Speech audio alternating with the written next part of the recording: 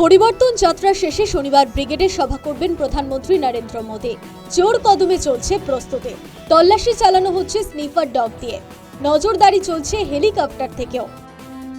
আসন্ন 2026-এর বিধানসভা নির্বাচন, এবার তার আগেই কিন্তু ফের রাজ্যে আসছে প্রধানমন্ত্রী নরেন্দ্র মোদী। শহর কলকাতার ব্রিগেড ময়দানে এবার সভা করবেন প্রধানমন্ত্রী নরেন্দ্র মোদী 14ই মার্চ। গোটা ব্রিগেড ময়দান দেখা যাচ্ছে যে এলাকা জুড়ে তাদের এই অনুষ্ঠান করার অনুমতি রয়েছে, গোটাটা কিন্তু ব্যারিকেড করে ফেলা হয়েছে এবং তার পাশাপাশি একদিকে মূল মঞ্চ করা হয়েছে, সেখানে প্রধানমন্ত্রী তিনি থাকবেন, রাজ্যের অন্যান্য নেতৃত্বরা তিনি থাকবেন এবং অন্যদিকে কিন্তু যারা কর্মী সমর্থকরা আসবেন তাদের বসার জন্য কিন্তু ব্যবস্থা করা হয়েছে। নেতা নেতৃত্বরা যারা আসবেন তাদের বসার জন্য কিন্তু আলাদাভাবে ব্যবস্থা করা হয়েছে এবং নিরাপত্তার দিক কিন্তু একেবারে খতিয়ে দেখা হচ্ছে। প্রধানমন্ত্রীর সভার নিরাপত্তা নিয়ে ইতিমধ্যে বঙ্গ বিজেপির নেতারা পুলিশের সঙ্গে বৈঠকও সেরেছেন। বিজেপি সূত্রে খবর, বেলা 1:20 নাগাদ কলকাতা বিমানবন্দরে এসে পৌঁছবেন প্রধানমন্ত্রী। সেখান থেকে প্রথমে হেলিকপ্টার ও পরে সড়ক পথে ব্রিগেডের সভাস্থলে যাবেন তিনি। সেখানে রাজনৈতিক সভা করবেন। তার আগে দুপুর 2টো থেকে ব্রিগেডের মঞ্চ থেকে সরকারি অনুষ্ঠান রয়েছে প্রধানমন্ত্রীর। উদ্বোধন করবেন জাতীয় সড়ক সহ একাধিক প্রকল্প। এই অনুষ্ঠানে উপস্থিত থাকার জন্য মুখ্যমন্ত্রী মমতা বন্দ্যোপাধ্যায়কে আমন্ত্রণ জানিয়েছেন কেন্দ্রীয় সড়ক পরিবহন মন্ত্রী নীতিন গডকরি। আর এই নিয়েই তরজায় জড়িয়েছে তৃণমূল বিজেপি।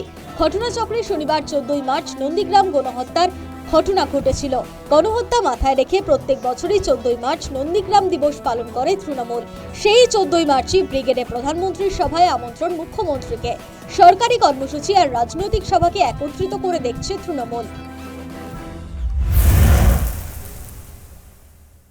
উনি যেখানে সভা করতে যাবেন, অর্থাৎ দলের সভা, তার পাশেই একটা সরকারি সভা করতে হবে আর তারপরে ডাকতে হবে এখানে, মানে লোক দেখানোর জন্য। আমরা ওটা সেরকম ভাবে দেখছি। যদি করবার দরকার হয় তাহলে তো আগেই এই পরিকল্পনাগুলো বাস্তবে রূপ দিতে পারতেন। হঠাৎ 14ই মার্চ এসে এই কথা বলার কি দরকার আছে সেটা বুঝে উঠতে পারলাম না। 14ই মার্চ জানেন তো কি হয়েছিল? হ্যাঁ, তাপসী মালিক এই এর জায়গায় যে নন্দীগ্রাম, তো 14ই মার্চ সেসব ভুলে গেছে। সে সময় ছিল না, সেখানে এখন এসে ওখানে সভা করছে।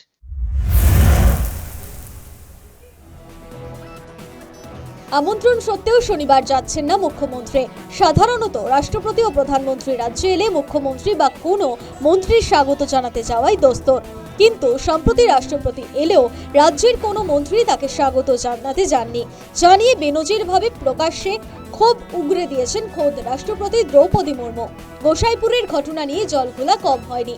এই পরিস্থিতিতে প্রধানমন্ত্রীর সরকারি মুখ্যমন্ত্রীর অনুপস্থিত থাকার সম্ভাবনায় রাজনৈতিক শিষ্টাচার নিয়ে প্রশ্ন উঠছে। আক্রমণ শানিয়েছে বিজেপি।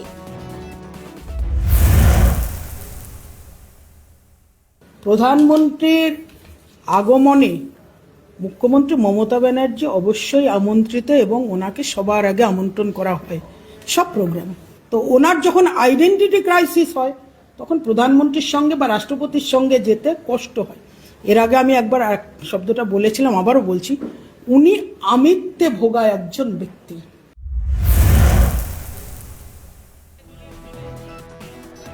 চলতি মাসের গোড়ায় পরিবর্তন যাত্রা শুরু করেছিল বিজেপি। রাজ্যের নানা প্রান্ত ঘুরছে বিজেপির পরিবর্তনের রথ। 14ই মার্চ যাত্রা শেষ হবে ব্রিগেডে প্রধানমন্ত্রীর রাজনৈতিক সভার মধ্যে দিয়েই। বিজেপি মনে করছে ভোটের মুখে প্রধানমন্ত্রীর সভা চাঙ্গা করবে দলীয় কর্মীদের। তৃণমূলের মোকাবিলা দিশাও দেখাবেন।